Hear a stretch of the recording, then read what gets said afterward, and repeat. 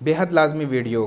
क्या हमें कोरोना की जो वैक्सीन आई है पाकिस्तान में वो लगवानी चाहिए? कौन से लोग ये वैक्सीन लगवा सकते हैं? किन लोगों को लगाते हुए एहतियात की ज़रूरत है? किन लोगों को ये वैक्सीन लगेगी तो ये सेफ़ है लेकिन इतना खातिर खा इसका फ़ायदा नहीं होगा?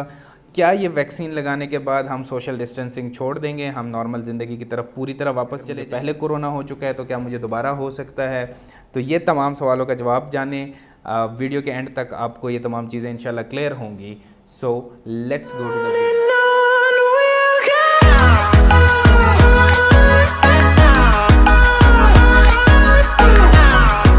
अस्सलाम वालेकुम। कोरोना वैक्सीन पाकिस्तान पहुंच चुकी है साइनोफार्म और उसके लिए जो हमारी मिनिस्ट्री ऑफ हेल्थ है उन्होंने कुछ SOPs जो हैं वो दिए हैं। उन SOPs में ये बताया गया है कि ये वैक्सीन किन लोगों को लगाई जा सकती है, किन लोगों को ये वैक्सीन नहीं लगानी चाहिए और किन लोगों को ये वैक्सीन लगाते हुए मज़ीद एहतियात की ज़रूरत है। नंबर 1, वो लोग जिन लोगों को ये वैक्सीन नहीं लग सकती, उसमें जो सबसे टॉप पे जो चीज़ हमने रखी हुई है वो लोग जिनकी उम्र 60 साल से ज़्यादा है या फिर 18 साल से कम है। इसके अलावा हामला ख़वातीन यानी कि प्रेग्नेंट फ़ीमेल, उन लोगों को ये वैक्सीन नहीं लगाई जाएगी। या फिर वो ख़ातून जिन्होंने कोरोना की वैक्सीन लगवा दी है, उनका जो दूसरा वैक्सीन का जो शॉट लगेगा उससे कम से कम 2 मंथ तक उन्होंने अवॉइड करना है कि वो प्रेग्नेंट ना हो, क्योंकि इसके बारे में मज़ीद डिटेल्स अभी नहीं मौजूद हैं। उसके अलावा हमारे पास वो लोग जिन लोगों को पहले कोविड हो चुका है और उन लोगों को एंटीबॉडीज़ जो है मोनोक्लोनल एंटीबॉडीज़ उनको दी गई थी इलाज के लिए, या फिर उन लोगों का प्लाज्मा की ट्रांसफ्यूजन हो चुकी है, तो उन लोगों को भी ये वैक्सीन नहीं लगेगी। इसके अलावा वो लोग जिन लोगों को किसी किस्म का दायमी फेफड़ों का मर्ज़ यानी कि क्रॉनिक रेस्पिरेटरी डिज़ीज़ या फिर क्रॉनिक हार्ट डिज़ीज़ के जो पेशेंट्स हैं, उन लोगों को ये वैक्सीन नहीं लगा सकते। वो लोग जिन लोगों को इससे पहले किसी भी दवाई या वैक्सीन की शदीद एलर्जी हो चुकी हो, जिसकी वजह से जिसे हम एनाफिलेक्टिक शॉक कहते हैं, जिसमें सांस बंद होना शुरू हो जाता है, ज़बान फूलना शुरू हो जाती है, ब्लड प्रेशर जिस्म का गिरना शुरू हो जाता है, तो ऐसे लोगों को ये वैक्सीन नहीं लगेगी। या फिर वो लोग जिन लोगों को पहले से तशख़ीस शुदा एलर्जी है कोई भी कंपोनेंट जो इस वैक्सीन में शामिल है, उन लोगों को ये वैक्सीन नहीं लगेगी। उसके अलावा जिन लोगों को इस वक्त बुखार चल रहा हो या एक्यूट फेज़ ऑफ डिज़ीज़ में हो, वो बीमारी की जो सख्त वाली कंडीशन है उसमें अगर वो चल रहे हैं, तो उन लोगों को ये वैक्सीन नहीं लगेगी। नंबर 2, वो लोग जिन लोगों को ये वैक्सीन लगाना तो सेफ़ है लेकिन उसके लगाने के इतने कोई फ़वाइद या फिर बेनिफिट्स नहीं इतने सामने आएंगे, उन लोगों में नंबर 1 वो लोग जिन लोगों का किसी किस्म का ट्रांसप्लांट हुआ हो। उसके अलावा वो लोग जो हाई डोज स्टेरॉइड्स पे हैं, जैसे कुछ लोग जोड़ों के कुछ मसले के लिए जो प्रेडनिसोन या फिर कुछ स्किन के मसलों के लिए हाई डोज स्टेरॉइड लेते हैं, या फिर फेफड़ों के कुछ मसलों के लिए हाई डोज स्टेरॉइड लेते हैं, तो उन लोगों को ये वैक्सीन लगाना तो सेफ़ है लेकिन कोई खातिर खा इसका फ़ायदा नहीं सामने आया। जो इम्यूनोसप्रेसेंट ड्रग्स ले रहे हैं, यानी कि उनको ऐसी मेडिसिन दी जा रही है ताकि उनका क़ुव्वत मुदाफ़ियत कम रहे, वो लोग एलर्जिक हैं कुछ चीज़ों से या कुछ ऐसे मसाइल हैं जहाँ पे उनको इम्यूनोसप्रेसिव ड्रग दी जा रही है, उन लोगों को ये वैक्सीन जो है आप लगाने का इतना कोई फ़ायदा नहीं है लेकिन सेफ़ फिर भी है। और ज़्यादातर इम्यूनो जो सप्रेसेंट्स होते हैं ये हम देते हैं कैंसर के लिए देते हैं हम ये मेडिसिन, तो कैंसर के वो मरीज़ जो कैंसर में हैं या फिर वो लोग जिन्होंने 3 माह हो चुके हैं लास्ट टाइम कीमोथेरेपी उनकी हो चुकी है, तो उन लोगों को भी ये वैक्सीन सेफ़ है मगर फ़ायदेमंद नहीं है। उसके अलावा वो लोग जिन लोगों को क्रॉनिक या फिर किसी किस्म की इम्यूनो डेफिशिएंसी डिसऑर्डर है, HIV के साथ एड्स हो चुका है, तो उन लोगों को भी ये मेडिसिन नहीं लगवानी चाहिए। इसके अलावा जो लोग खून पतला करने के लिए किसी किस्म की दवाई ओरल एंटीकोगुलेंट्स खाते हैं, उन लोगों को भी ये मेडिसिन लेने से पहले अपने जो पैनल है उनके साथ उसको डिस्कस करना होगा और फिर उनको ये वैक्सीन ज़रूरत शदीद यानी कि बहुत ज़्यादा ज़रूरत हो तो उस सूरत में उन लोगों को लगवानी चाहिए।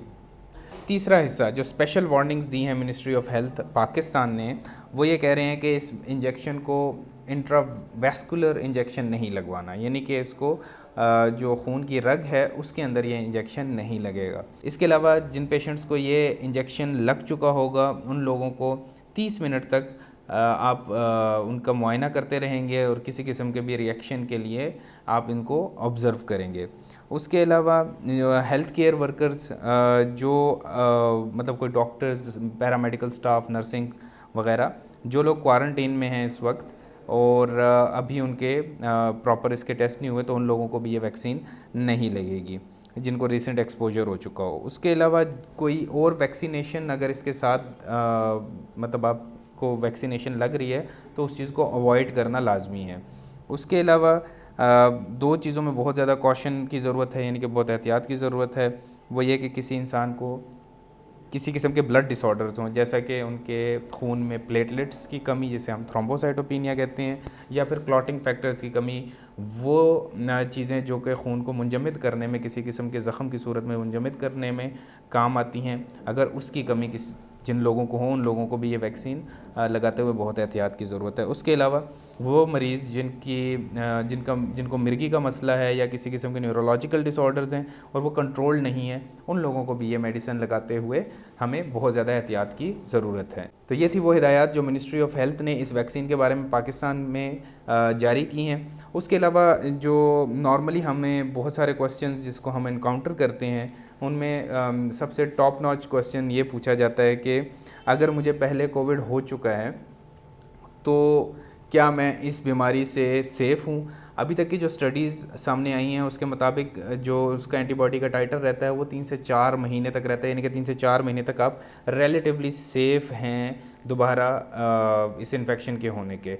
तो अगर इतना वक्त गुजर चुका है तो फिर आपको ये इन्फेक्शन दोबारा हो सकता है। अगर हम वैक्सीनेट कर लें तो उसके बाद क्या हम मास्क वगैरह छोड़ दें, सोशल डिस्टेंसिंग वगैरह छोड़ दें, हाथ धोना जो बार बार कहा जाता है 20 सेकंड तक, उसको छोड़ दें?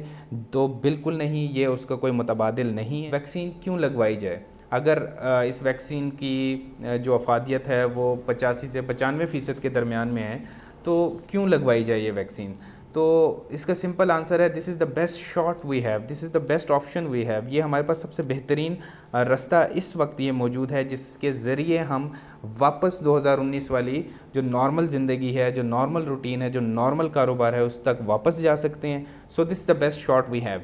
लोगों को इस बात का जहन में रहना बहुत लाजमी है कि नॉर्मली जब कोई भी वैक्सीन डेवलप होती है, it takes 3 to 4 years minimum, 3 से 4 साल लगते हैं उस वैक्सीन को पूरी तरह डेवलप होने में।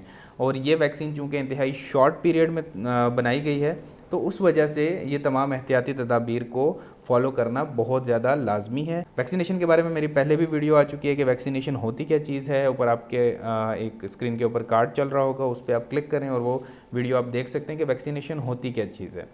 तो एहतियाती तदाबीर को जारी रखें। अभी हमारे पाकिस्तान में तो पहले फ्रंट लाइन वर्कर्स वगैरह को ये वैक्सीन पहले लगाई जा रही है, लेकिन उसके बाद आम आवाम तक भी ये वैक्सीनेशन आएंगी। अफवाहों पर यकीन नहीं रखना, कान नहीं धरने, और जब मसला ज़्यादा होगा तो आप लोगों को हॉस्पिटल्स में ही जाना पड़ेगा, ठीक है। तो उस वजह से आपने एहतियात जारी रखनी है। फ़ंक्शंस को कम से कम अटेंड करें, लेकिन अगर अटेंड करना नागुज़ीर है तो लाजमी अपने जो एहतियाती तदाबीर हैं उनको फॉलो करें। मास्क पहनें, सोशल डिस्टेंसिंग, और किसी किस्म की भी चीज़ को छूने के बाद 20 सेकंड तक आपने हाथों को अच्छे से धोना है। सो उम्मीद करते हैं कि आपके काफ़ी सारे जो कोविड की वैक्सीन जो आई हुई है साइनोफार्म, उसके रिलेटेड जो आपके क्वेश्चंस थे वो क्लियर हो गए हैं। इसके अलावा भी अगर आपका कोई इसके रिलेटेड क्वेश्चन हो तो आप उसको कमेंट कर सकते हैं। हम आपको बेहतर आगाही देने में, बेहतर जवाब देने की कोशिश करेंगे। और अपनी फ़ीडबैक से हमें लाजमी आगाह कीजिएगा। इस वीडियो को ज़्यादा से ज़्यादा शेयर करें ताकि लोगों तक इस चीज़ की अवेयरनेस ज़्यादा से ज़्यादा पहुँचे, और हमारे साथ इसी तरह जुड़े रहिए। And it is now time out.